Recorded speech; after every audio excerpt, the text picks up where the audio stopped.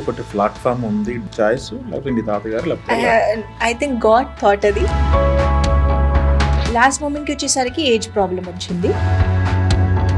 ఫైనాన్షియల్గా ఆ టైంలో ఏమైనా స్ట్రగుల్స్ ఉన్నాయా? ఆ టైంలో అయితే మేము చాలా స్ట్రగుల్ చేసాం. రెంట్ రూమ్స్లో అయితే ఇంత ఇబ్బంది చూసామంటే I can't also express in words. ఇతను ఎందుకు వచ్చారు, అమ్మమ్మ గారు వస్తేనే కూడా చాలా. డీ తర్వాత ప్రపంచం అంతా అసలు నా లాంగ్వేజ్ చేంజ్ అయిపోయింది. డీ ఒకటి ప్లాట్ఫామ్ ఉంది, డీలో చేయాలి అనేది కూడా ఎవరిది థాట్? మీదేనా చాయిస్, లేకపోతే మీ తాతగారు లేకపోతే ఐ థింక్ గాడ్ థాట్ అది. బికాస్ నేను ఎక్స్పెక్ట్ చేయలేదు. బికాస్ నేను వచ్చేసి ఒక నార్త్ ఇండియన్ అమ్మాయి కాబట్టి మనం ఏమనుకుంటామంటే ముంబై సైడ్ ఏదైనా షోస్ ఐ డిడ్, నేను చేశాను. కానీ all of sudden I don't know, ఏదో గాడ్ డే సంథింగ్, ఏదో గాడ్ క్రియేట్ ఏదో ఒకటి మంచి నా కోసం ఆలోచించుకున్నారు కాబట్టి ఒక పర్సన్తో, మాకు ఒక అన్నయ్య లాగా ఉన్నారు, ఆయనతో కాంటాక్ట్ ఆయన చెప్పారు యాక్చువల్లీ డీ షో గురించి. నాకు ఇంతకు ముందు తెలియదు బికాస్ సౌత్ది కాబట్టి. సో ఇలా 10th సీజన్ ఉంది D10ది, అండ్ చాలా పెద్ద గ్రాండ్ డాన్స్ రియాలిటీ షో ఇక్కడ. సో ఒకసారి ఎలాగే మీకు ఇంట్రెస్ట్ ఉంది కాబట్టి, సో మీరు వెళ్తారంటే డెఫినెట్లీ ఐ విల్ గో. ఎందుకంటే నేను చూసాను ఇంతకు ముందు సీజన్స్ కూడా. డీ వచ్చేసి it's a very big dance reality show కాబట్టి. అట్లా పరిచయం అయ్యి జావేద్ మాస్టర్తో పరిచయం అయ్యాము, మా మాస్టర్ డీలో ఉన్నప్పుడు.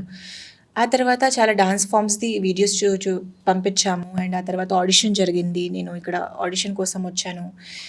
లాస్ట్ మూమెంట్కి వచ్చేసరికి ఏజ్ ప్రాబ్లం వచ్చింది బికాజ్ ఐ వాజ్ మైనర్ కాబట్టి. అంటే అక్కడ ఏంటంటే డీలో 18 అబవ్ కావాలి. అప్పుడు నాది ఏజ్ 14 years, 15 రన్నింగ్లో ఉన్నాను. 2017 గురించి చెప్తున్నాను. అప్పుడు కొంచెం చిన్న డైరెక్టర్స్ది డిస్కషన్ జరిగింది. అరే అమ్మాయి చిన్నపిల్ల కదా, అంటే తను ఫైట్ చేసుకుంటుందా, అంటే తను ఉంటుందా, డాన్స్ అయితే బాగా చేస్తుంది, ఎక్స్ప్రెషన్స్ బాగున్నాయి, ఎనర్జీ ఎంత బాగుంది.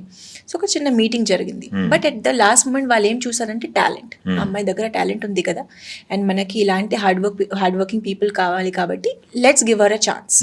సో అట్లా నాకు ఒక ఛాన్స్ ఇచ్చి, సో అట్లా డీ జర్నీ స్టార్ట్ అయిపోయింది. డీ తర్వాత ప్రపంచం అంతా అసలు చేంజ్ అయిపోయింది. నా లాంగ్వేజ్ చేంజ్ అయిపోయింది. మీరు ప్రపంచం గురించి మాట్లాడుతున్నారు అంటే బేసికలీ మన మదర్ టంగ్ ఇస్ హిందీ కదా. ఇక్కడ వచ్చిన తర్వాత I learn the Telugu language. Telugu ఎంత స్పీడ్గా నేర్చుకున్నారు? ఐ డోంట్ నో హౌ, ఎట్లా వచ్చింది కానీ, బట్ నాకు నేర్చుకోవాలనేది అప్పటి నుంచి అయిపోయింది. Because I have my Telugu people is my fans కాబట్టి తప్పకుండా వాళ్ళ కోసమైనా స్పెషల్గా నేర్చుకోవాలి అనేది ఫిక్స్ అయిపోయాను. అట్లా తెలుగు మీద ఫోకస్ పెట్టి మరీ సెపరేట్గా ఏం క్లాసెస్ ఏమీ తీసుకోలేదు. బికాస్ స్ట్రగ్లింగ్ టైంలో ఎవరు క్లాసెస్ తీసుకుంటారు, అంత టైం నా దగ్గర లేదు. సో జస్ట్ నార్మల్గా ఇట్లా మనం కాన్వర్సేషన్ చేస్తున్నాం కదా, అట్లా చేస్తూ వచ్చేసాను. Okay, super. మరి ఇది స్ట్రగ్లింగ్ స్టేజ్ అన్నారు, ఫైనాన్షియల్గా ఆ టైంలో ఏమైనా స్ట్రగుల్స్ ఉన్నాయా? ఫైనాన్షియల్గా సెటిల్డ్? ఆబ్వియస్లీ ఇప్పుడు అయితే కొంచెం నా, బట్ ఆ టైంలో అయితే మేము చాలా స్ట్రగుల్ చేసాం. ఇప్పుడు డీలో ఉన్నప్పుడు ఒక 1 year mostly we have agreement ఉంటుంది మనకి till the finale. I was the semi-finalist. So అక్కడ ఏంటంటే చాలా ప్రాబ్లమ్స్. ఫర్ ఎగ్జాంపుల్ ఇప్పుడు డాన్స్ స్టూడియో, ఏ డాన్స్ స్టూడియోలో మేము రిహర్సల్ చేసుకునే వాళ్ళము, ఆ డాన్స్ స్టూడియోలోనే స్లీపింగ్, రెస్ట్ అంతా అక్కడే. మళ్ళీ అక్కడే డాన్సర్స్ కూడా. మళ్ళీ మాకు ఒకటే వాష్రూమ్ ఉండేది, ఆ ఒక్క వాష్రూమే అందరూ యూజ్ చేయాలి.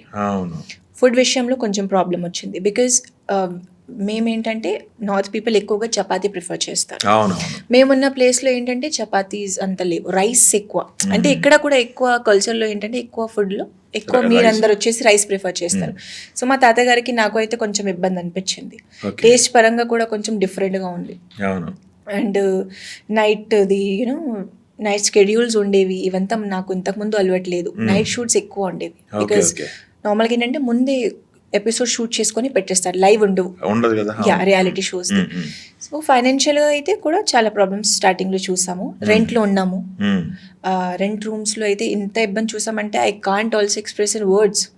అంటే అనవసరంగా చాలా థింగ్స్ మా పైన వచ్చేసాయి. అసలు మేము ఉండము, బయట షూట్ చేయడానికి వెళ్ళేవాళ్ళు, కానీ అప్పుడు కూడా చాలా థింగ్స్, మీరు ఇది చేసేసారు, అది చేసేసారు, ఇతను ఎందుకు వచ్చారు, అమ్మమ్మ గారు వస్తేనే కూడా చాలా, అంటే మా వాళ్ళు వస్తేనే కూడా వాళ్ళకి ప్రాబ్లం. అదే Restrictions చాలా ఉంటాయి. రెంట్లు ఉంటాం కాబట్టి ఉంటాయి ప్రాబ్లమ్స్. Yes. ఆ తర్వాత నేను తాతగారు ఫిక్స్ అయ్యాము. తాతగారు అనుకున్నారు చిన్న ఇల్లు అయినా కానీ మనం సొంతగానే we have to కొనుక్కోవాలి అనేది.